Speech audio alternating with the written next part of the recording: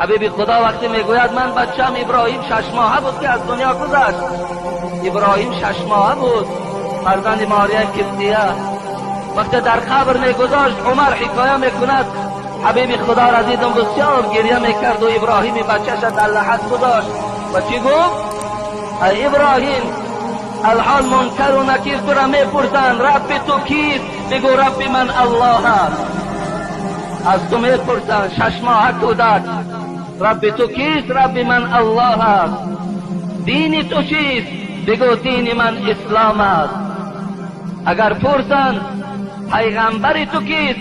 بگو پیغمبر من پدرم محمد صلی الله علیه و سلم است. پدرم محمد است. رسول اکرم میگوید وقتی پشت نگاه میکنم عمر مثل کودک گریه میکند. گفتم عمر سبب گریه در چیست؟ و ای حبیب خدا وقتی ابراهیم 6 ماهه را پرسند عمر هلاک میشود. 6 ماهه ابراهیم که پرسند حال عمر چی میشود؟ سعد ابن معاذ رحمت الله علیه یکی از بنده های صالح پروردگار بود که حتی در صحیح بخاری میگذرد وقتی روح سعد ابن معاذ از بدن او جدا میشد و وقتی روح او به سوی عرش رفت حبیب خدا گفت عرش پروردگار از شادی در حرکت در آمد. سعد ابن معاذ 70,000 ملائک در حدیث ها میگوید در جنازه سعد ابن معاذ اشتراک داشتند. حبیب خدا میگوید یک روی مالچه سعد ابن معاذ از دنیا و آنچه در دنیا بهتر بود.